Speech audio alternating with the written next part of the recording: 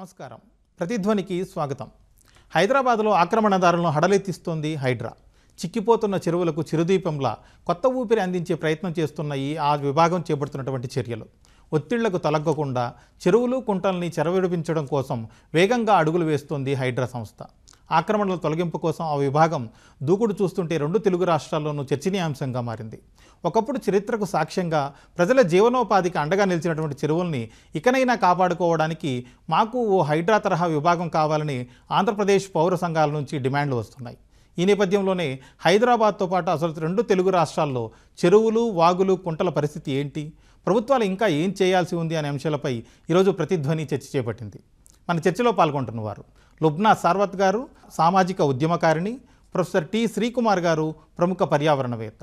ముందుగా లుబ్నా గారు, హైదరాబాద్ జంట నగరాలతో పాటు తెలంగాణ వ్యాప్తంగా ఉన్నటువంటి చెరువులు అలాగే పర్యావరణ పరిరక్షణ కోసం మీరు చాలా తీవ్రంగా కృషి చేస్తున్నారు. ప్రస్తుతం హైడ్రా తీసుకుంటున్నటువంటి చర్యల్ని మీరు ఎలా చూస్తారు? మీ అభిప్రాయం ఏంటి? రెండు రిజర్వాయర్లు, మన నది, మన వేలాది చెరువులు, మన బావులు, ఇది మొత్తం ఛానల్స్, అవన్నీ పరీక్షించుకోవడము మనకి చాలా చాలా అవసరం. మనం వాటి మీద ఆధారపడి ఉన్నాం. అయితే దాన్ని పరీక్షించుకోవడానికి ఫస్ట్ కీలకమైన స్టెప్ ఏంటి, అవి మొత్తం పూర్తి చేసి ఉండి ఇల్లీగల్గా దానికి మీద ఎంక్రోచ్మెంట్స్ అవన్నీ ఉన్నాయంటే అవి తీయడం అన్నది ఫస్ట్ స్టెప్ అన్నమాట. ఆ ఫస్ట్ స్టెప్పే చాలా స్ట్రాంగ్ స్టెప్. అది ఆ స్ట్రాంగ్ స్టెప్ నేడు హైడ్రా తీసుకుంటా ఉంది. మళ్ళీ ఇంకా నోటీసులు, హియరింగ్లు అక్కర్లేదు అన్ని ఎస్టాబ్లిష్ అయిన వాటి మీద అట్లా వెళ్ళడం అన్నది it is restoring the confidence in the public. And దానికేమో ఒక ఆశ అన్నమాట. ఎస్, మన సిటీ మళ్ళీ సిటీ ఆఫ్ లేక్స్గా వచ్చే ఫస్ట్ స్టెప్ పడింది కాబట్టి మిగిలిన స్టెప్స్ కూడా అవుతాయి అన్న ఒక ధైర్యం. ఎందుకు ఇది చాలా అవసరం అంటే, మనము ఆల్రెడీ బయట నుంచి నీళ్లు రాకపోతే మనకి తాగే నీటి వ్యవస్థ లేదు అని చెప్పి 100% అది కరెక్ట్. ఎందుకంటే అక్కడ నుంచి వస్తున్నాయి, కృష్ణా జలాల నుంచి మనకి అక్కడ అవుతున్నాయి. ఇక్కడ ఈ రిజర్వాయర్ రెండు ఆ జనాభాకి సరిపడా లేదు. సో ఆ రిజర్వాయర్లది కూడా మనం ఎక్స్పాండ్ చేసుకోవచ్చు. ఎందుకంటే 40% దాకా అవి ఎంక్రోచ్ అయిపోయి ఉన్నాయి. సో వీటికి కూడా మళ్ళీ మనకి ఇట్లాంటి ఈ ఐపీఎస్ వింగ్ చాలా అవసరం, అది రిస్టోర్ చేయాలంటే కూడా. లుబ్నా గారు, మీరు హైదరాబాద్లో చెరువుల పరిరక్షణ కోసం ఎన్ని సంవత్సరాలుగా పనిచేస్తున్నారు? గతంలో చెరువులు, కుంటలు ఎలా ఉండేటివి హైదరాబాద్లో? ప్రస్తుత పరిస్థితి ఎలా ఉంది? నేను 10 years నుంచి ఉన్నానండి ఈ పని మీద. నేను ఒక కీలకమైన ఇంపార్టెంట్, మీరు అసలు ఈ ప్రశ్న చాలా ఇంపార్టెంట్. ఎందుకు తెలుసా, 2014, 2016, 17 దాకా కూడా మీరు మల్కా చెరువు తీసుకోండి, అంబేర్ చెరువు తీసుకోండి, రామంతపూర్, సఫీల్గూడ, కాప్రా చెరువు, ఏ చెరువు అయినా తీసుకోండి, ప్రతి చెరువు దగ్గర మీకు మత్స్యకారుల యూనియన్ ఉండేది, ఫిషర్మెన్ యూనియన్ ఉండేది. నేడు ఆ యూనియన్ ఉందా? ఇంకా ప్రతి చెరువు దగ్గర మేము సర్వే చేసినప్పుడు కూడా వెళ్ళి చూస్తే ప్రతి చెరువు దగ్గర లేడీస్ ఏమో బండ మీద కూర్చొని అమ్మడము, ఫిషర్మెన్ ఏమో లోపల నుంచి తీసడం, ఫ్రెష్గా పిల్ల పాపలతో వచ్చి బండ్ల మీద చేపలు తీసుకురావడం, ఫ్రెష్ ఫిష్ అన్నమాట, ఫిషింగ్ కూడా చేయడం. ఇవన్నీ జరిగేవి మన ఈ సిటీలో, ఈ ఇంత అడ్వాన్స్ సిటీలో. నేను మాట్లాడుతున్న జస్ట్ 2017 అంటే 7 years క్రితం కూడా మనం అందరం అది చూసాం. ఈ ఇంత మెగా సిటీలో అవి చూసాం. నేడు మత్స్యకారులందరితో మేము ఇంటర్వ్యూ చేయడం కూడా జరిగింది. వాళ్ళందరికీ చెప్పింది ఏంటి తెలుసా, 2016-17 కల్లానే మీకు ఇంకా మేము లైసెన్స్ ఇవ్వము, ఎందుకంటే వాటర్ అన్ని పొల్యూట్ అయిపోయి తర్వాత క్లీన్ చేసి ఇస్తామని. ఈ రోజు దాకా వాళ్ళకి లైసెన్స్ లేదండి. ఓకే, వాళ్ళు సొంతంగా వేసి పొల్యూషన్ చేసుకుని వాళ్ళ లక్షల కొద్ది వాళ్ళు పెట్టుకున్నారు, ఎందుకంటే వాళ్ళ వృత్తి అది కూడా కుదరలేదు. అట్లా కూడా పొల్యూషన్ ఆగలేదు వాళ్ళకి. చెయ్యక వాళ్ళు ఏం చేశారు, ఒక్కొక్క చెరువు ఒక్కొక్క కార్పొరేట్కి అప్పచెప్పారండి వీళ్ళు. దుర్గం చెరువు ఫిషింగ్ ఎంత బాగా జరిగేది తెలుసా, అది ఒక కార్పొరేట్కి ఇచ్చేసి, మల్కంలో ఒక కార్పొరేట్ అపర్ణాకి ఇచ్చేసి ఆ రకంగా చేశారండి ఇవి. సో మత్స్యకారుల యూనియన్ కూడా లేకపోవడం, మత్స్యకారుల వాళ్ళ లైఫ్, వాళ్ళ పిల్లలతో మాట్లాడడం, వాళ్ళ పిల్లలు ఇప్పుడు చదువుతూ వాళ్ళే ఆటో నడుపుతున్నారు. వాళ్ళు ఏం చెప్పారు తెలుసా, మాకు ఈ చెరువులు మళ్ళీ న్యాచురల్గా చేసి ఇచ్చేస్తే, ఈ బ్యూటిఫికేషన్, సుందరీకరణ ఇవన్నీ ఏంటి, మాకు న్యాచురల్గా చేసి ఇచ్చేస్తే మేము కాపాడుకుంటాం చెరువుని, పొల్యూషన్ రాకుండా ఉంటే చాలు, మేము మంచిగా చూసుకుంటాం, మా ఫిషింగ్ వృత్తిని మేము మళ్ళీ పెంపొందించుకుంటామని చెప్తున్నారండి వాళ్ళు. ఎందుకంటే వాళ్ళ వృత్తి అది. సో మీ ప్రశ్నకి ఎన్ని సంబంధాలు ఉన్నాయంటే, ఎంప్లాయ్మెంట్, ఒక న్యాచురలైజేషన్ ఆఫ్ ద లేక్, ఒక న్యూట్రిషియస్ డైట్. ఫిష్ అంటే ఏంటి, హార్ట్కి బ్రెయిన్కి మంచిగా ఉన్న డైట్, పిల్లలకి రీక్రియేషన్. ఫిషింగ్ అంటే అది మానసికంకి చాలా మంచిదంట. సో ఇట్లాంటివి ఎన్నో హెల్త్కి సంబంధించి, ఎకానమీ, ఎంప్లాయ్మెంట్ అన్నిటికీ సంబంధించి కేవలం ఎందుకు అంటే కార్పొరేట్స్కి అది వాళ్ళట్లా కార్పొరేట్స్కి అలా వాళ్ళు ఇచ్చేదాన్ని బట్టి, పొల్యూషన్ని ఆపలేకపోవడాన్ని బట్టి ప్రతిదీ కార్పొరేటైజేషన్ని చేయడాన్ని బట్టి ఇట్లా ఈ పరిస్థితికి వచ్చిందండి. శ్రీకుమార్ గారు, ఇప్పుడు తెలంగాణ మరీ ముఖ్యంగా హైదరాబాద్లో జరుగుతున్నటువంటి పరిణామాలని మీరు చూస్తున్నారు. ఇక్కడనే కాదు, ఆంధ్రప్రదేశ్లో కూడా చెరువులు, వాగులు, కుంటల పరిస్థితి ఎలా ఉందండి? ఆంధ్రప్రదేశ్లో చెరువులు, కుంటలు, వాగులు, సెలయేళ్ళు పరిస్థితి గడిచిన 4 దశాబ్దాల కాలంలో అంటే 1980 తర్వాత చాలా దారుణమైనటువంటి పరిస్థితి ఉందండి. వినాశనం ఏ ప్రాంతంలో జరిగిందంటే కొండ ప్రాంతాల నుంచి వచ్చే వాగులు, చిన్నపాటి సెలయేళ్ళు, వీటిని క్యాచ్మెంట్ ఏరియాస్ అంటారు. దాదాపుగా 2021 లెక్కల ప్రకారం అయితే 2021 సంవత్సరం లెక్కల ప్రకారం 1,17,000 minor and large scale irrigation tanks Andhra రాష్ట్రంలో ఉన్నట్టుగా మనకు తెలుస్తుంది. కానీ దానిలో ప్రస్తుతం 1,03,000 ట్యాంక్సే ఉన్నట్టుగా అది అఫీషియల్గా మనకు తెలుస్తోంది. అంటే దాదాపు 15,000 పైగా చెరువులు, అవి 1 ఎకర్ నుంచి మొదలెట్టి 10 హెక్టార్ల వరకు ఉన్నటువంటి చాలా చెరువుల్ని పూడ్చివేయటం కానీ ఆక్రమణ గురికాటం జరిగింది. చిన్న చిన్న వాగులు ఏవైతే నదీలకి, ముఖ్యంగా మన రాష్ట్రంలో గోదావరి, కృష్ణా, తుంగభద్ర కాకుండా పెన్నా, స్వర్ణముఖి, ఇలా నాగావళి, మనకు వంశధార, ఇలాంటి నదులు 7 నదులు ఉన్నాయి, చిన్న సైజు నదులు. కానీ ఈ నదులకి కొండ ప్రాంతాల నుంచి నీటిని తీసుకొచ్చేటువంటి వాగులు 800కు పైగా వాగులు 2021 నాటికి ఆక్రమణకి పూర్తిగా పూడ్చివేయటం కానీ వాటిపైన రహదారుల నిర్మాణం కానీ జరగడం జరిగింది. అలాగే దేవాలయాలకు సంబంధించినటువంటి అనేక రకాలైనటువంటి కోనేరులు కానీ, పంట కుంటలు, పెద్ద పెద్ద గ్రామాల మధ్యలో ఉన్నటువంటి చిన్న చిన్న చెరువులు, ఇవన్నీ కూడా వేరియస్ రీజన్స్ వల్ల, అనేక కారణాల వల్ల ఆక్రమణకు గురైనవి. కాబట్టి ఆంధ్రప్రదేశ్లో కూడా తీసినట్టయితే కొన్ని వేల హెక్టార్ల అనేటువంటి చెరువులు, కుంటలు, వాగులు ఆక్రమణకు గురైనయండి. దీనివల్ల జరిగేటువంటి నష్టం ఇవాళ తెలంగాణలో జరిగినట్టుగా ఆంధ్రప్రదేశ్లో కూడా వీటి మీద ఒక సమగ్రమైనటువంటి సర్వే తక్షణమే చేపట్టాల్సిన అవసరం ఉంది. ఎందుకంటే ఈ భవిష్యత్ నదీ నీటి పరిరక్షణలో వీటి యొక్క పాత్ర, మంచినీటి సరస్సుల యొక్క పాత్ర చెప్పలేంది. ఒకప్పుడు చైనా యాత్రికుడు వచ్చినప్పుడు కొల్లేరు నీరు ఎంత ట్రాన్స్పరెంట్గా ఉండేదంటే పైనుంచి రూపాయి బిళ్ళ వేస్తే కింద కనిపించిందని చెప్పి హోచిమిన్ అనే అతను ఆ యాత్రికుల డైరీలో రాసుకున్నాడు. కానీ ఇవాళ కొల్లేటి పరిస్థితి ఏంటి? అంత పెద్ద మంచినీటి సరస్సు ఒక కాలుష్య కాసారంగా మారిపోయింది. కాబట్టి ఈ అనుభవాల దృష్ట్యా ఆంధ్రప్రదేశ్లో తక్షణమే ఈ చెరువులు, కుంటలు, వాగులు, వంకలకు సంబంధించినటువంటి పరివాహక ప్రాంతాలని ఒక సమగ్రమైనటువంటి సర్వే చేపట్టాలి. చేపట్టడమే కాకుండా దానికి ఒక బ్లూ ప్రింట్ తయారు చేసి ఏవైతే నదిని, ఫ్రెష్ వాటర్ని, మంచినీటిని నదులు తీసుకొస్తాయో వాటిని, చెరువులను కూడా పరిరక్షించాల్సిన అవసరం ఎంతైనా ఉందండి. లుబ్నా గారు, ఇప్పుడు హైదరాబాద్ అంటేనే చెరువులు, సరస్సుల నగరం అంటారు. అలాంటి హైదరాబాద్లో ఇప్పుడు ఎన్ని మిగిలాయి? అవి ఏ పరిస్థితుల్లో ఉన్నాయి? ఫస్ట్ స్టెప్ ఎప్పుడైనా పరిరక్షణకి ఏమైనా చేయాలంటే ఫస్ట్ డేటాబేస్ చాలా ఇంపార్టెంట్ అండి. ఇప్పుడు మీరు అడిగిన క్వశ్చన్ ఎగ్జాక్ట్లీ డేటాబేస్ గురించి. డేటాబేస్ 2013-14లో ఎప్పుడో వీళ్ళు రిలీజ్ చేసినప్పుడు హెచ్ఎండిఏ 2857 లేక్స్ హెచ్ఎండిఏ పరిధిలో అన్నారు. ఇప్పుడు జిహెచ్ఎంసీని అడిగితేమో 185 లేక్స్ మా పరిధి అన్నారు. ఈ 2 డేటాబేస్లు తప్పు. ఎందుకంటే చాలా చెరువులు ఉన్నాయన్నమాట, భూమి మీద కూడా ఉన్నాయి, లేకపోతే కొంచెం కొంచెం పూడిచి ఉన్నాయో కూడా, అవన్నీ వీళ్ళు అసలు డేటాబేస్లో తీసుకోలేదు. సో చాలాసార్లు చెప్పాను, 185 రాంగ్ నెంబర్ చెప్తున్నాను అండి, 190 కూడా రాంగ్ నెంబర్ అని. మేము డిస్ట్రిక్ట్ కలెక్టర్ కూడా రాసి ఇవ్వడం జరిగింది, హెచ్ఎండి ఆఫీషియల్స్ కూడా రాసి ఇవ్వడం జరిగింది. కానీ ఏంటది మీకు ఇంకా చెప్తున్నాను, స్టార్టింగ్లో అసలు హుసేన్ సాగర్ డేటాబేస్లోనే లేకుండే, మేము మొత్తుకున్న తర్వాత వాళ్ళది అప్పుడు డేటాబేస్లో పెట్టారు. అట్లా ఉంది వీళ్ళ పరిస్థితి. సో ఫర్ ఎగ్జాంపుల్ నేను చెప్తున్నాను, ఇప్పుడు ఏదైతే పంజగుట్ట సర్కిల్ దగ్గర, నాగార్జున సర్కిల్ దగ్గర మనకి జలగం వెంగళరావు పార్క్ ఉంది కదా, ఆ పార్క్ అసలు ఏంటి, ఒక పెద్ద, అందులో లోపలికి ఇప్పటికీ ఒక పాండ్ ఉంది, అది అసలు పెద్ద చెరువు. ఆ పైనుంచి వచ్చే నీళ్ళన్నీ అక్కడ ఇంకిపోయి దాని తర్వాత హుసేన్ సాగర్లోకి వెళ్ళాలా. అట్లాంటిది పూడి చేసినందుకు, చిన్న పాండ్ చేసినందుకు వీళ్ళు డేటాబేస్లోనే ఏకంగా తీసేశారు. మాసాహెబా ట్యాంక్, అంత పెద్ద ట్యాంకు, మాసప్ ట్యాంక్ అంటారు కదా, అది తీసేశారు. దాని తర్వాత పబ్లిక్ గైడెన్స్లో ఉన్న చెరువు, ఇందిరాపాక్లో ఉన్న చెరువు అన్నీ తీసేశారు వీళ్ళు చెరువుని ఎట్లా అంటున్నాను, ఎందుకంటే వీళ్ళకి మొత్తం స్ట్రక్చర్ ఈ రోజుకి కూడా ఉంది. అక్కడ బోటింగ్ కూడా చేయొచ్చు, పబ్లిక్ గైడెన్స్లో ఈ రోజు కూడా బోటింగ్ ఉంది, బోటు పెట్టి ఉంది అక్కడ. సో ఇట్లాంటివన్నీ వీళ్ళు డేటాబేసే ఫైల్గా వీళ్ళు మాయం చేస్తారు. అట్లాగే చక్రియని మా ఫ్రెండ్ వాడిని మొత్తం కేఎంఎల్ తయారు చేసి ఇచ్చారు. ఆ కేఎంఎల్లో ఏముంది, ఆయన survey of India topo sheet పెట్టి ప్రతి చోట ఎక్కడైతే వీళ్ళు మిస్ చేశారో అవి మొత్తం రాసిచ్చారు. అంటే ఇన్సైడ్ ఓఆర్ఆర్లోనే 300 చెరువులు మిస్ చేశారు మీరు హెచ్ఎండిఏ డేటాబేస్లో అని చెప్పి ఆయన మొత్తం రాసి అది ఎక్కడైతే జియో కోఆర్డినేట్స్ ఉన్నాయా ఏంటి అని ఒక కేఎంఎల్ తయారు చేసి ఆ కేఎంఎల్లో గూగుల్ ఎర్త్ మీద వేస్తే సులభంగా ఆఫీసర్స్కి తెలుస్తుంది అని అంత పని చేసి ఇచ్చారండి ఆయన. కానీ ఈరోజు దాకా ఎక్నాలజ్మెంట్ లేదు, అసలు ఏం చేశారా డేటాబేస్తో మనకేం తెలియదు.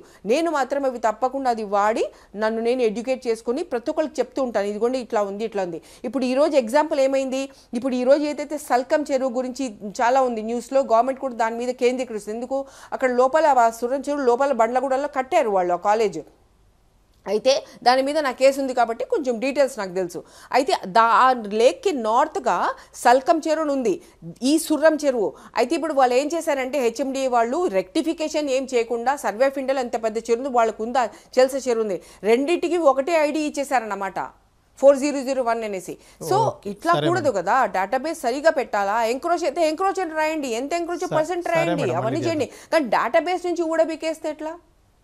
శ్రీకుమార్ గారు, ఇప్పుడు అసలు రాష్ట్రం ప్రాంతం ఏదైనా కావచ్చు, చెరువులు నీటి వనరులను కాపాడుకోవాల్సిన ఆవశ్యకత ఏంటి? చెరువులు మానవాళికి ఏ విధంగా ఉపయోగపడతాయి? నీరు ప్రాణాధారం అండి. Water is the elixir of life అంటాం. ముఖ్యంగా మంచినీటి వనరులు అంటే వర్షం పడినప్పుడు ప్రతి వర్షం బొట్టుని ఒడిసి పట్టేటువంటి కెపాసిటీ కేవలం పంట కుంటలకి, ఊట చెరువులకి, పెద్ద చెరువులు అంటే small and large irrigation tanks అంటారు. ఇవి వాగుల ద్వారా వర్షం పడినప్పుడు వంకల ద్వారా సెలయేటి ద్వారా చేరినటువంటి నీరు ఈ చెరువుల్లో చేరది. ఈ చెరువుల ద్వారా వచ్చినటువంటి నీటి వల్ల అండర్ గ్రౌండ్ వాటర్ కూడా అంటే recharging of under ground water, భూగర్భ జలాల యొక్క పరిపుష్టత కూడా పెరుగుతుందండి.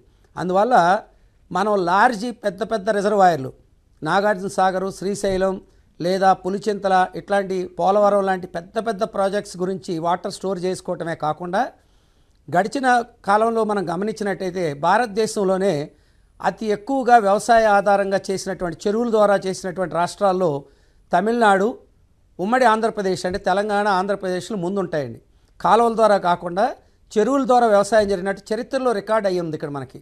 ఈ చెరువులు అనేటువంటివి పరిరక్షించుకోకపోతే భూగర్భ జల సంపద, ముఖ్యంగా మంచినీటి వనరులు ఒడిసిపట్టడంలో చెరువుల పాత్ర చాలా విశేషమైంది.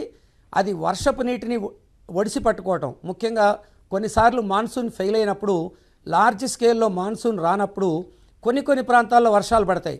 కనీసం ఆ ప్రాంతాలను దుర్భిక్షం నుంచి కాపాడటానికి, అలాగే పెద్ద పెద్ద రిజర్వాయర్ల ద్వారా నీటిని మళ్లించి చెరువులు నింపటానికి, అందుకే గొలుసు కట్టు చెరువులు చాలా వరకు చెరువులన్నీ కూడా ఒక కెనాల్ ద్వారా కనెక్ట్ చేసినట్టయితే ఎక్సెస్ నీరు వచ్చినప్పుడు కిందికి వదలటానికి, అలాగే నీరు తక్కువ వచ్చినప్పుడు లభ్యమైన చోట నుంచి నీరుని తరలించడానికి ఇవి చాలా అనుకూలంగా ఉండే విధంగా చెరువుల్ని డిజైన్ చేయడం జరిగింది. అన్ఫార్చునేట్గా మనకేంటంటే దురదృష్టవశాత్తు చాలా వంకలు వాగులు ఆక్రమణకు గురవటం చేత ఈ మంచినీటి లభ్యత, అండర్ గ్రౌండ్ వాటర్ టేబుల్ కూడా దయనీయంగా దెబ్బతిందండి. అందువల్ల ముఖ్యంగా మన భూగర్భ జలాలను పరిరక్షించుకోవాలంటే చిన్న తరహా మంచినీటి వనరులు కాపాడుకోవాలి. దానిలో చెరువుల పాత్ర చాలా విశేషమైందండి. లుబ్నా గారు, ఇప్పుడు తెలంగాణ వ్యాప్తంగా ఎన్ని చెరువులు ఉన్నాయి? ఈ విషయాన్ని నిగ్గు తేల్చి అలాగే LTF పరిధులు నిర్ణయించి నోటిఫై చేయాలన్న హైకోర్టు ఆదేశాల అమలు ఎలా ఉందండి? దీని డేటాబేస్కి వెళ్ళాలంటే వీళ్ళేమో మిషన్ కాకతీయాలప్పుడు మేమేమో 5 phases అని పెట్టారు, 46,000 చెరువులు అన్నారు. అసలు చెరువుల తర్వాత ఇంకేం అవసరం ఉండదు అని అది కదా మిషన్ కాకతీయని స్టార్ట్ చేసింది. సో అది నేను స్టార్టింగ్ నుంచి చెప్పాను, అది ఒక స్కామ్ అని. ఎందుకంటే దానికి ఒక లూప్ ఎండ్ అవ్వట్లేదు అన్నమాట. ఆ పూడిక అది ఇది అని చెప్పి ఒక టెంప్లెట్ లాగా ఇచ్చేసి అది ఎక్కడ వెళ్తుంది చాలా చెరువులు సర్వే చేసిన దాంట్లో అసలు ఆ పూడిక ఎవరు వెళ్తున్నారు, ఎవరు తీసుకెళ్తున్నారు, ఏం బండ్ స్ట్రెంగ్తన్ చేస్తున్నారు, ఏమీ అర్థమయ్యేది కాదు. 46,000 చెరువులు అనేది అన్నారు. కన్సాలిడేటెడ్ డేటాబేస్ అని చెప్పి ఒక చోట ఎట్లా అయితే హెచ్ఎండిఏ పరిధిలో ఉన్నవి ఇవి మండల్ వైజ్గా, విలేజ్ వైజ్గా అని ఉంది. తప్పో ఒప్పో ఒక డేటాబేస్ ఉంది, అది తప్పు ఆ డేటాబేస్, కానీ ఒక మాదిరిగా ఉందన్నమాట. అట్లా మనకి మొత్తం తెలంగాణ డేటాబేస్ ఇదిగోండి అని చెప్పి లేదండి. I think that has to be done. ఎందుకంటే మనకి సమృద్ధి వైపు వెళ్ళాలి మనం. ఆ సమృద్ధి అంటే ఏంటి, ఎక్కడికక్కడ లోకల్ ఏమైనా నీళ్లు పడుతున్నాయో అవి క్యాప్చర్ అయిపోవాలా. నేను హైదరాబాద్ కోసం 200 కిలోమీటర్స్ దూరం నుంచి వస్తాను, ఆ మధ్యలో ఏమైనా అయితే అప్పుడు హైదరాబాద్ వాళ్ళందరూ వాళ్ళ మోకాళ్ళ మీద వచ్చేసి అయ్యా అమ్మ అని నీళ్ళని అనే అవసరం రాకూడదు కదా. మనకి హైదరాబాద్లో FSI లేదు, ఫ్లోర్ స్పేస్ ఇండెక్స్ లేదు, అది చాలా అవసరం. నేను GO111 ఏరియా చూడండి, అక్కడ FSI ఉంది. ఎందుకు ఉంది? అది దానికి ఆ రిజర్వాయర్ క్యాచ్మెంట్ క్యాచ్మెంట్ ఏరియా అది చాలా అవసరం కాబట్టి అక్కడ ఎఫ్ఎస్ఐ పెట్టారు 1:0.5 అని. కానీ ఈ మెగా సిటీలో ఒకనాడు ఎఫ్ఎస్ఐ పెట్టలేదు. ఎందుకు? అదేదో రియల్ ఎస్టేట్ రావాలా అని. కానీ ఈ రోజు ఎఫ్ఎస్ఐ రావడం చాలా అవసరం. ఎందుకంటే ఇష్ట రాజ్యంగా ఏఎస్బిఎల్ చూడండి, దానికి ఈ రోజు దాకా సర్టిఫికేట్ ఫర్ ఎస్టాబ్లిష్మెంట్ అది లేకుండా ఒక కన్స్ట్రక్షన్ గుణపం వేయడానికి లేదు. అట్లాంటిది ఈ రోజు దాకా ఏఎస్బిఎల్కి అశోక బిల్డర్స్ వాళ్ళు కట్టడానికి స్పెక్ట్రాకి పుల్గొడ విలేజ్లో ఈ రోజు దాకా దానికి సిఎఫ్ఈ లేదు. 21లో స్టార్ట్ చేసింది కన్స్ట్రక్షన్. సిఎఫ్ఈ లేదని చెప్పి వాళ్ళు కూడా చెప్తున్నారు. మరి ఎట్లా కన్స్ట్రక్ట్ చేస్తుంది? సేల్స్ వెళ్ళిపోతున్నాయి, మనుషులు కొనేస్తున్నారు. రేపేమైనా అయితే ఎంతమందికి 39 ఫ్లోర్స్ కడుతున్నారు వాళ్ళు. ఎఫ్ఎస్ఐ తగ్గాలి. ఎందుకంటే న్యాచురల్ రిసోర్సెస్ మీద, ముఖ్యంగా వాటర్ బాడీస్ మీద. రేపు 39 ఫ్లోర్స్ వాళ్ళకి 1200 యూనిట్స్ కడుతున్నారే అంటే ఒక 6000 మందికి, ఒక జనాలకి వాళ్ళకి న్యాచురల్ రిసోర్సెస్ ఎక్కడి నుంచి? వీళ్ళు ఉన్న వాటర్ బాడీస్ని తప్పుడు రిపోర్ట్స్ రాసి వాటర్ బాడీస్ ఏమీ లేవు పక్కన అని చెప్పేస్తుంటే, ఎఫ్ఎస్ఐ వస్తే మన న్యాచురల్ రిసోర్స్ మీద ఒక లాంటి కళ్ళెం పడుతుందన్నమాట. ఇక లగామ్ గిరేగా కి yes this has to be controlled అనేసి. ఇప్పుడు క్యాచ్మెంట్ ఏరియా మామసానికుంటా మేకసానికుంటా క్యాచ్మెంట్ ఏరియాలో మొత్తం రాక్స్ ఉంటే దాన్ని ధ్వంసం పిచ్చిగా చేసేసి ఇప్పుడు అక్కడేమో ఫినిక్స్ ఏమో కట్టడం వేసేసింది. లోప్నా గారు, అయితే ఈ హైకోర్టు ఆదేశాలు ఇచ్చింది, రాష్ట్ర వ్యాప్తంగా ఎన్ని ఉన్నాయి లెక్క తేల్చి వాటి ఎఫ్టీఎల్ పరిధి నిర్ణయించండి, వీటిని నోటిఫై చేయండి అని చెప్పి. ఈ ఆదేశాల అమలు ఎలా ఉంది ప్రభుత్వం నుంచి? మళ్ళీ మిషన్ కాకపోతే వెళ్ళాలి. ఎందుకంటే అందులోనే వచ్చింది ఇన్ని చెరువులన్నీ ఉన్నాయి, ఇవన్నీ మేము పరీక్షిస్తాం మిషన్ కాకతీయ అని. సో ఫస్ట్ ఆఫ్ ఆల్ ఆ డేటాబేస్ కరెక్ట్ కాదు అని నేను స్ట్రాంగ్గా 100%గా చెప్పగలను. ఎందుకు? హెచ్ఎండీలోనే సరిగ్గా లేదు, జిహెచ్ఎంసీలోనే సరిగ్గా లేదు, ఇంకా వేరే డిస్ట్రిక్ట్ సంగతి ఏంటి? కాబట్టి ఆ డేటాబేస్ అన్నది ఇంకొకటి మండల్ వైస్గా కూడా నేను అడిగాను. ఒకసారి గండిపేట మండల్ ఎంఆర్ఓని అడిగాను, మన మండల్ అన్నీ ఇవ్వండి అంటే ఆయన 2-3 చెరువులు హాయిగా ఎగరగొట్టేసి మాగసాని మేఘసాని నర్సింగ్ అన్ని చెరువు అంతా ఎగరగొట్టేసి నాకు ఇచ్చే డేటాబేస్. అప్పుడు నాకు అర్థమైపోయింది, అరే మండల్ వైస్గా కూడా వీళ్ళ దగ్గర సరిగ్గా లేదు అనేసి. ఈ రోజు మీకు ఇరిగేషన్ వాళ్ళు ఎంత కిరాతకంలో పనిచేశారంటే క్రితం 10 ఇయర్స్లో వాళ్ళు పూర్తి నాలెడ్జ్ ఉండి కూడా అక్కడ చెరువు దగ్గరికి వెళ్ళారంట. కోర్టు ఏమంటుంది, రిపోర్ట్ అడుగుతుంది. రిపోర్ట్ అడిగితే వాళ్ళు చెరువు దగ్గరికి వెళ్ళి there is no lake, there is no water in the lake, there is no lake అని చెప్పి నో లేక్ అని సైన్ చేస్తే ఫినిక్స్ కట్టేస్తుంది. ఆ రకంగా కిరాతకమైన రిపోర్ట్స్ ఇచ్చారు. సో డేటాబేస్ అన్నది మళ్ళీ పోగు చేయాలా. చేసిన తర్వాత దాని ఎఫ్టీఎల్ సంగతి ఏంటంటే కొత్తగా మనం నిర్ధారించిన అవసరం లేదు.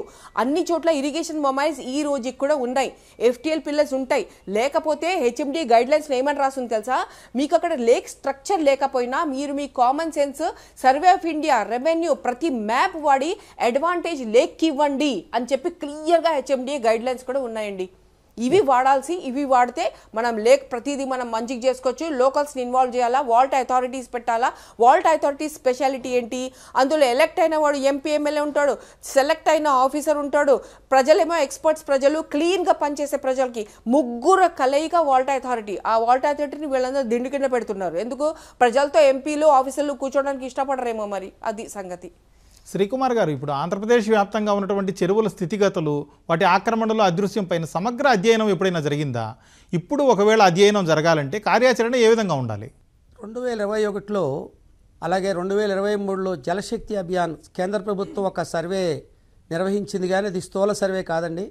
అలాగే 21లో కూడా ఒక జనరల్గా పబ్లిష్ చేశారు, కానీ సమూలమైనటువంటి అధ్యయనం జరగలేదు. ఫీల్డ్ రిపోర్ట్ అంటే బ్రిటిష్ కాలంలో నమోదైనటువంటి చెరువులు ఏవైతే ఉన్నాయో, వాగులు కానీ కుంటలు కానీ పెద్ద చెరువులు కానీ, ఇవి సమగ్రమైనటువంటి సర్వే చేపట్టాల్సిన అవసరం ఉందండి. ఇటుకో బ్లూ ప్రింటు ప్రతి పంచాయతీ పరిధిలో కూడా ఆ ఊరు పరిధిలో ఉన్నటువంటి చెరువు, పెద్ద చెరువు ఏదైనా సరే, చిన్న చెరువు కానీ కుంటలు కానీ ఎన్ని ఉన్నాయి, దాని విస్తీర్ణం ఎంత, అది ప్రభుత్వ ఆస్తిగా ప్రకటించాలి. ఎందుకంటే ఇది 3 అంశాలతో లింక్ ఉన్నదండి. ఒకటి, పశు సంపదకు సంబంధించిన పశువులకు కావాల్సినటువంటి మంచినీరు. 2, మత్స్య సంపద, చేపలు పెంచడానికి అనుకూలమైనటువంటిది. 3, వ్యవసాయం అనేది ప్రత్యక్షంగా దీని మీద ఆధారపడి ఉంది. తాగునీరుకి సంబంధించి చాలా గ్రామాల్లో ఇప్పటికి కూడా చెరువులే ఆధారం. కాబట్టి చెరువు నీటిని మనం సమగ్రంగా సర్వే చేసి ఏ గ్రామాల్లో అయితే చెరువు ఆధారిత మంచినీటి వ్యవస్థ ఉందో ఆ చెరువుల్ని పశువులు దిక్కకుండా చేయటం, పశువులకు కావాల్సినటువంటి చెరువులు ఏవైతే ఉన్నాయో అవి స్పెసిఫై చేసి దానికే వాడటం. ఇవి చాలా పెద్ద ఎత్తున ఒక కమిటీ గవర్నమెంట్ నియమించి దీని మీద ఆంధ్ర రాష్ట్రంలో, ఎందుకంటే లక్షల కొద్ది చెరువులు ఉన్నాయి కాబట్టి దీనికి ప్రతి పంచాయతీని కూడా ఇన్వాల్వ్ చేస్తూ ఆ పంచాయతీ పరిధిలో ఉన్నటువంటి ఈ 13 జిల్లాల ఉమ్మడి ఆంధ్రప్రదేశ్లో మనకి ఏదైతే 26 జిల్లాలు అయినాయి ఇప్పుడు, ఆ జిల్లాల్లో ఆర్డీఓ కానీ కలెక్టర్ ఆధ్వర్యంలో కానీ ఖచ్చితంగా సర్వే చేపట్టి అది కూడా ఒక 6 నెలల నుంచి 1 సంవత్సర కాలం పరిధి పెట్టి చెరువులు పూడికి తీయటంతో పాటు ఈ చెరువుల్ని నోటిఫై చేయాలండి. ఈ చెరువులు ఎవరైనా ఆక్రమించినా లేదా అది పబ్లిక్ ప్రాపర్టీ కాబట్టి చెరువుకు సంబంధించినటువంటి పర్యవేక్షణ కానీ అవి గ్రామ కమిటీ ఆధ్వర్యంలో పంచాయతీ సర్పంచ్ కానీ ఆ విలేజ్ సెక్రటరీ కానీ అలాగే పెద్దలు కానీ దాని సంరక్షణలో బాధ్యులు అయ్యేట్టుగా ఎలా అయితే మనం నీటి సంఘాలు ఉన్నాయో అలాగే చెరువుకు సంబంధించి చెరువు పరిరక్షణ కమిటీలను ఒకదాన్ని ఏర్పాటు చేసి ఆ గ్రామ ఆధ్వర్యంలో ఉండటం, జిల్లా స్థాయిలో కలెక్టర్ పర్యవేక్షణలో ఉండటం. ఇది ఎవరైనా దానికి ఆక్రమించాలన్నా దాని చుట్టూ ఏదన్నా ఎంటర్టైన్మెంట్ లాంటివి చేయాలన్నా ఇలాంటివి చేయాలన్నప్పుడు ఖచ్చితంగా విధిగా పర్మిషన్ తీసుకోవాలి. చెరువులోంచి మట్టి కూడా అక్రమంగా తరలించకుండా ఏది పూడికి తీత పేరుతో పెద్ద వ్యాపారం జరుగుతూ ఉంది వాళ్ళ, చాలా అడ్డగోలుగా తవ్వకాలు జరుగుతూ ఉన్నాయి. కాబట్టి ఈ పూడ్చివేయటం కానీ తవ్వటం కానీ ఇవన్నీ కూడా నిపుణుల పర్యవేక్షణలో జరగాలి. లుబ్నా గారు, ఇప్పుడు ఆక్రమణల తొలగింపుతో పాటు చెరువుల పూర్తి స్థాయి పునరుద్ధరణకు ప్రభుత్వం ఎలాంటి చర్యలు చేపట్టాల్సి ఉంది? వీటి పరిరక్షణకు మీ తరపున ఎలాంటి సూచనలు చేస్తారు? ఇప్పుడు చెరువు మీద వాళ్ళు పూర్తి చేసి ఆక్రమణలు కడితే దాన్ని కరెక్ట్ స్టెప్ ఒక ఐపీఎస్ అధికారి దాన్ని తొలగిస్తున్నారు. అయితే ఇప్పుడు చెరువుకి మనకి విస్తీరణ కాకుండా దాని హోల్డింగ్ కెపాసిటీ కూడా ఉంటుంది. అట్లాగే ఛానల్స్కి నదికి క్యారింగ్ కెపాసిటీస్ అంటూ ఉంటాయి.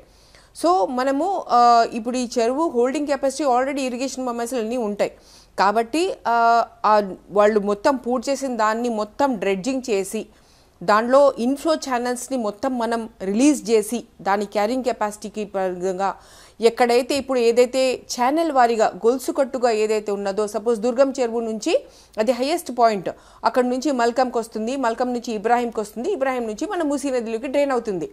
అట్లాగే రకరకాల పాయింట్స్ దగ్గరేమో అది మూసీ నది టచ్ అవుతుంది. ఏంటి, ఒక చెరువు నుంచి ఒక గొలుసు కట్టుగా అలా వస్తాయి. సో మధ్యలో ఉన్న ఆ ఛానల్స్ కనెక్టివిటీ మొత్తం తీయాలా. అట్లాగే సౌత్కి మీరు వస్తే ఇప్పుడు ఏదైతే సల్కం చెరువు గురించి మాట్లాడుతున్నారో, ఎర్రకుంట షాహీన్ నగర్లో అది మొత్తం పూర్తి చేయడం బట్టి మధ్యన ఉన్న ఒక చిన్న పల్లె చెరువు పూర్తి చేయడం కాబట్టి ఆ డిస్కనెక్ట్ మొత్తం పోయింది కాబట్టి మనకు 2020లో కూడా అన్ని ఫ్లడ్స్ వచ్చినాయి. ఏది అది ఆ హబీబ్ కాలనీ, ఆ మొహమ్మద్ అలీ నగర్ అన్నీ వాళ్ళు మొత్తం ఈ గుర్రం చెరువు దగ్గర గండిపడి, పల్లి చెరువు దగ్గర గండిపడి అవన్నీ జరిగినాయి. సో కాబట్టి ఈ కనెక్టివిటీస్ ఎస్టాబ్లిష్ చేయడం అన్నది చాలా చాలా ఇంపార్టెంట్. ఇప్పుడు ఏంటి, 1-2 తీశారు, 100 ఎంక్రోచ్మెంట్స్ ఉన్నాయి. FTL లోపల ఉంటున్న GO111 గురించి చెప్పట్లేదు నేను. అవన్నీ తీసి ఇక్కడ ఉన్న ఈ 2 వైపులు, నదికి 2 వైపులు ఉన్న చెరువులని తీసి నాలాలను చేసి ఇవి పొల్యూషన్ ఆగాలి. ఇందులోకి ఈ పొల్యూషన్ ఎట్ సోర్స్ ట్రీట్ చేయాలి. సుప్రీంకోర్టు కూడా ఏమంది, ఎట్ సోర్స్ ట్రీట్ చేయండి. చెరువులో ఇన్ని అటాక్స్ అవుతున్నాయి, ఒకటి పూడి చేయడం కట్టడం, ఇంకొకటి పొల్యూషన్ రావడం. ఆ పొల్యూషన్లో మళ్ళీ 2 రకాలు, లిక్విడ్ వేస్ట్ కూడా వచ్చేస్తూ ఉంటుంది, ఇండస్ట్రియల్ది, ఫార్మాది, సువేజ్ది, దాని తర్వాత సాలిడ్ వేస్ట్ కూడా అందులోనే. ఇప్పుడు అన్నిటికీ అదే. అది కాకుండా ఐడియల్ ఇమర్షన్ కూడా అక్కడే. ఐడియల్ ఇమర్షన్కి సెంట్రల్ పొల్యూషన్ కంట్రోల్ బోర్డు వాడు ఏమన్నారు, ఇంత పెద్ద రాత్రి చూడాలి ఈ వేదాల నుంచి తీసి పొత్తి పత్రం గురించి అన్ని పత్రి గురించి రాసి వాళ్ళు ఏమన్నారు, అస్సలు చెరువు దగ్గరికి జోలికి రాకూడదు, మీరు పక్కన చిన్న ఆర్టిఫిషియల్ కావాలంటే పెట్టుకోండి, ఎక్కడైనా అందులో చిన్న చిన్న ఐడల్స్ పెట్టుకోండి అని క్లియర్ కట్గా CPCB గైడ్లైన్స్ ఉన్నాయి. 2016లో వచ్చిన గైడ్లైన్స్, అంతకుముందు 2010లో వచ్చిన అన్నీ ఉన్నాయి. కానీ అయినా కూడా సో ఇన్ని అటాక్స్ ఉన్నాయన్నమాట. ఇవన్నీ అటాక్స్ నుంచి మనము దీన్ని సమృద్ధిగా చేసుకోవాలంటే ఈ పూడికంతా తీసి మళ్ళీ అందులోకి రాకుండా చూసుకోవాలి, లేకపోతే ఈ ఎఫర్ట్స్, ఈ పైసలు అన్నీ వేస్ట్ అవుతాయి. శ్రీకుమార్ గారు, చెరువులు, వాగులు, కుంటల పరిరక్షణలో వాటి అవసరాన్ని గుర్తిరిగి మరింత మెరుగ్గా ఉపయోగించుకోవడానికి మీరు ఎలాంటి సూచనలు చేస్తారు ప్రభుత్వానికి? ముఖ్యంగా చెరువుల యొక్క ఆవశ్యకత అనేక రకాలుగా ఉందండి. మత్స్య సంపద పెరగటానికి కానీ, అలాగే పశుగ్రాసాన్ని అభివృద్ధి చేసుకోవటం, పశువులకు సంబంధించినటువంటి నీటి లభ్యత కానీ, వ్యవసాయానికి కానీ, అలాగే కొన్ని ఏరియాస్లో అయితే బాతుల పెంపకానికి కానీ, ఇలాంటివన్నీ కూడా మానవ అభివృద్ధి అనేది, ఆర్థిక పరిపుష్టత అనేది, గ్రామ స్వావలంబనకు అనేది చెరువులతో కూడిపోయింది కాబట్టి, అలాగే మంచినీటి లభ్యత కూడా చాలా ఏరియాలో ఉంది కాబట్టి ముఖ్యంగా ప్రభుత్వం ముందు సర్వే చేసిన తర్వాత ఒక కమిటీ వేసి ఆ చెరువుకు కావాల్సినటువంటి నీటి లభ్యత కాలువల ద్వారా వస్తుందా, అది వాగుల ద్వారా వస్తుందా, వర్షాధారిత చెరువా, వర్షాధారిత చెరువు అయితే దాని క్యాచ్మెంట్ ఏరియా అంటే ఈ చెరువుకు కావాల్సిన నీరు ఎక్కడి నుంచి వస్తుంది, ఆ ప్రాంతాలన్నీ కూడా పూడికతో ఉన్నాయా లేదా కాలువల్ని పూడికి తీయటం. సో ఇలాంటి చాలా సర్వే చేయాల్సిన అవసరం ఉందండి. ఎందుకంటే చాలా చెరువులు ఇప్పుడు తూటికాడతో కానీ రబ్బర్ కంపతో కానీ అలా మునిగిపోయి ఉన్నాయి. చాలా చెరువులు చాలా దయనీయమైన పరిస్థితుల్లో ఉన్నాయి పూడికలు తీయకుండా. ఇప్పుడు మన కృష్ణా జిల్లా తీసుకుంటే బ్రహ్మలింగం చెరువు పెద్ద వనరుగా రేపు నగరం అభివృద్ధి చెందితే అవకాశం ఉంది. అలాగే పరిటాల పెద్ద చెరువు, అలాగే మాచర్లో ఉన్న చెరువు, ఖమ్మం కానీ నెల్లూరు, అలాగే ఎక్కడెక్కడైతే పెద్ద పెద్ద చెరువులు ఉన్నాయో అవి టూరిజానికి కూడా అభివృద్ధికి చేసుకోవడానికి అవకాశం ఉంది. కాబట్టి ప్రభుత్వం తక్షణమే ఇలాంటి టూరిజం స్పాట్కి అవకాశమైనటువంటి ప్రదేశాలు ఏవి, వ్యవసాయానికి వెన్నుదన్నుగా ఉండేటువంటి చెరువులు ఏవి, చిన్న చిన్న కుంటలు వేటికైతే మనం నీటిని సప్లై చేయగలుగుతామో ఫ్రెష్గా అక్కడికి ఈ సాగర్ వాటర్ ద్వారా కానీ పులిచెంతల నీటిని కానీ పోలవరం కాల ద్వారా కానీ డైవర్షన్ కెనాల్స్ని డెవలప్ చేసి మెట్ట ప్రాంతాల్లో ఉన్నటువంటి చెరువులకి నీటిని అందించేటువంటి బాధ్యత కూడా ప్రభుత్వాల మీద ఉంది. ఇదంతా జరగాలంటే ముందు అసలు ఒక నమూనా రూపకల్పన జరగాలి. తర్వాత ఆక్రమణలు గురైతే దాని ఆక్రమణ తొలగింపు కానీ ఇవన్నీ కూడా చేయాల్సినటువంటి బాధ్యత స్థానిక గ్రామ కమిటీల ఆధ్వర్యంలో ఆ కలెక్టర్ కానీ ప్రభుత్వం చేపట్టి కొంత నిధుల్ని కేటాయించి కొంత సొమ్ము ప్రభుత్వం ఇచ్చి కొంత ప్రజల ద్వారా చేసినట్టయితే, అలాగే ఎన్ఎస్ఎస్ క్యాంప్ నిర్వహిస్తుంటారు విద్యార్థుల సేవా పథకం, వాళ్ళను కూడా ఇన్వాల్వ్ చేసినట్టయితే యువ చైతన్యం ద్వారా కూడా కొంతవరకు చేయొచ్చండి మనం. శ్రీకుమార్ గారు, లుబ్నా సార్వత్ గారు, ధన్యవాదాలండి. జలం జీవజాలానికి మానవాళికి ప్రాణావసరమైనటువంటి వనరు అని, అలాంటి వనరును నిల్వ చేసేటువంటి చెరువులు, కుంటలు, వాగుల్ని పరిరక్షించుకోకపోతే భవిష్యత్తు అంధకారం అవుతుందని మన చర్చలో పాల్గొన్న ప్రముఖులు హెచ్చరిస్తున్నారు. ఇది వాళ్ళ ప్రతిధ్వని.